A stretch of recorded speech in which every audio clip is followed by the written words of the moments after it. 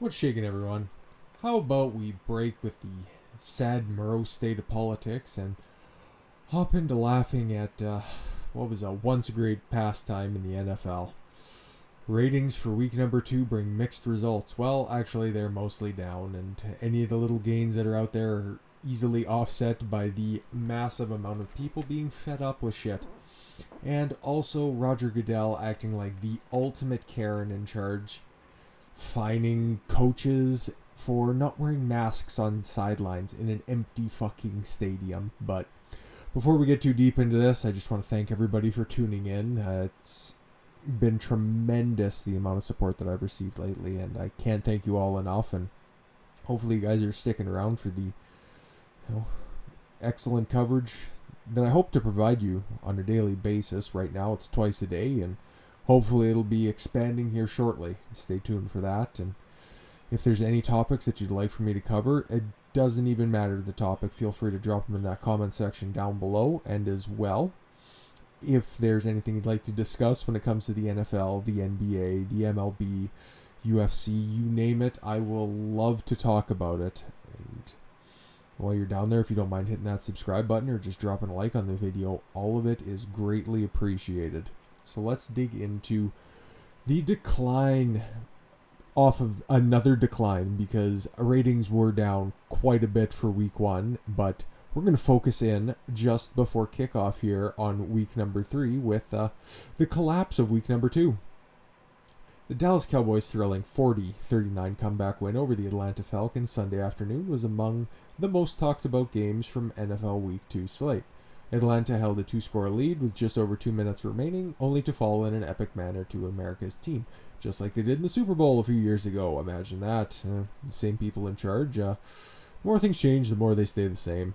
Good old Falcons. There's a major backdrop to this. It includes questions about the NFL's television ratings, and that's what we're here for, folks. Throughout the early portion of the 2020 season, and whether a certain sector of fans are turning the league out. I don't think it's a certain sector as much as people with eyes and like to turn into football, baseball, basketball as an escape, and not to be turned into a congregation to be preached to. This is not what people want sports for. They want to see athletic superhumans do athletically superhuman shit, not be told how bad they are for being white and how oppressed these millionaires are. But let's get back to it anyways. That included a major decrease in ratings for the Cowboys' Sunday Night Football loss to the Los Angeles Rams in Week 1, like I previously mentioned. Now we have more information on the NFL ratings. Said information brings more questions than answers. Well, I could provide some answers for you. According to a press release from Fox, its airing of the above-mentioned Cowboys-Falcons game saw an uptick of 6% viewership over the same time slot as on CBS a season ago. Well, that's good. I don't know what that game was, but and we also don't have a breakdown of the ratings as well. Maybe once the game was starting to get closer, more people were tuning in as their local teams were wrapping up their games, and they saw that either via red zone or by little break-ins that this is a hot game, so they were just going to tune over. There's a lot of unanswered questions here.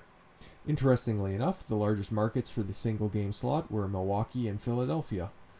Milwaukee, so Green Bay must have been playing, and the Eagles, because the Eagles are wildly popular. I can't overstate that enough. The Dallas region ranked just ahead of Minneapolis. Alright, cool. So it should have had a very good turnout. Dallas fans are not just in Dallas, it is America's team for a reason. Everybody loves or loves to hate the Cowboys. I'm rather indifferent. If they're a good team, they're a good team. So, this is definitely an interesting aspect to everything. As noted above, NBC's broadcast of the Rams-Cowboys Week 1 game on Sunday night was down a whole lot from a season ago. And if you guys are outside of the know, normally NBC puts all of their production power. They do a huge amount for the Sunday night game, and it always ranks as the most watched game on the entire week. That's the way it's been forever and ever, and even I can't pinpoint how many years, but it has eclipsed the Monday Nighter in total viewers. Unfortunately for the NFL, its Week 2 matchup between the New England Patriots and Seattle Seahawks drew an early 4.2 rating. That's down 1.2 points from last week. Wow. And that's not even because it was a shitty matchup. Like, you had the Cowboys and the Rams Week 1. Now, okay, the Rams are very strong contenders for their division, and it wasn't that long ago they were in the the NFC Championship game. 2 years ago? Fuck, no, they made it to the Super Bowl. What am I thinking? And the Cowboys are the Cowboys, of course. And even though Tom Brady's not with the Patriots anymore, it's Cam Newton. He's still a big ratings getter, and the Patriots are a wildly popular team. I know, right? Really breaking ground here on that analysis. And the Seahawks, geez, ever since Russell Wilson took the helm, won a Super Bowl, been to another Super Bowl. This is a Super Bowl rematch, albeit not with a few crucial parts in tow, but from 3 or 4 years ago. Yeah, it should have done, if not equal, it should have done better. It really should have done better, in my opinion.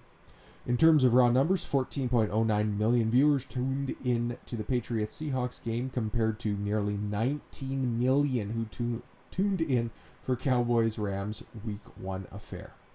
Competition likely played a role here too. Kind of. The 72nd Annual Emmy Awards on ABC went up directly against Sunday Night Football. With that said, ratings were also down for that award show.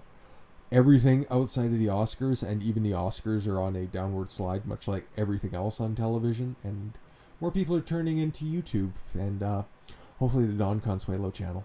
Anyways, with that aside out of the way, yeah, it looks like people are sick of this social justice messaging, and we're seeing the implosion that, I know, I was going to say that I predicted it, but it was very easy to spot, and I'm glad I can categorize this week over week for everybody out there. I'd love to talk about it when it turns around, but good old Roger Goodell seems to have his head in the sand like nobody else, and no better example of this is the NFL fines, I'll get rid of that, the NFL fines both John Gruden and Sean Payton $100K each for not wearing masks on Sunday Night Football. In an empty fucking stadium with players that are consistently tested, often multiple times a week. For what? For virtue signal points? There's nobody there. Where's the fucking danger? Gruden and Payton became the 4th and 5th head coaches to be fined this week. Otherwise, you can look like stupid fat-ass Andy Reid with his fogged up face mask, and he can't even... it's too painful to detail any further, guys. During the New Orleans Saints and Las Vegas I hate saying that. Monday Night Football game, ESPN's Adam Schefter reported that the Seattle Seahawks, Denver Broncos, and 49ers, along with their head coaches, were fined for not wearing masks during the game on Sunday. Monday Night Football game was between the Raiders and the Saints. Pete Carroll, Vic Fangio, I knew that, and Kyle Shanahan were fined $100,000, and the teams were fined an additional $250,000. So $1.25 million to teams and $500,000 to individual head coaches. Now, scale-wise, it's payable. These teams are worth billions. These head coaches are on 7-digit contracts. It's not going to break anybody, but it's the principle of it. There is no harm in this. It completely dehumanizes what's left of the game. Like, you have, I think on the kickoff game between the Chiefs and the Texans, the one that I reported on earlier, there were 17,000 people in a stadium that is well over 50,000 capacity. And for the aforementioned Saints Raiders game, that is a brand new stadium that they need to pay for. No fans were there. All they're doing is just virtue signaling to people who aren't going to be watching anyways. They're just making a play for this non-existent market. And dude, it's to their detriment. You've seen nearly 4 million people tuned out of the Sunday night game that should have been great for them. Ratings are down, revenues are down, and it's only going to get worse because Roger Goodell has his head so far up his fucking ass. He's too busy trying to get Colin Kaepernick a job instead of addressing the sagging ratings that have been on a slide, not just this year, but for many years previous. He is more concerned to appealing to the people that he previously pissed off instead of remedying his game that is melting before our eyes.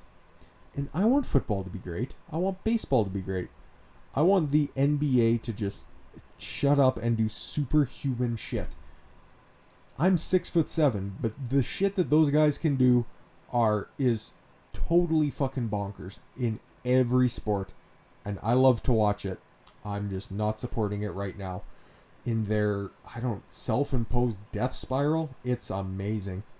But this is just a little bit of a update because the NFL is crashing in real time. And if you are, if I'm fortunate enough to have you guys along for this ride, I'm going to be documenting it every step of the way. And it's going to be magical. Anyways, guys, I'll leave it there for today. Thanks for checking out the videos. I deeply appreciate it, and I definitely mean that 100%.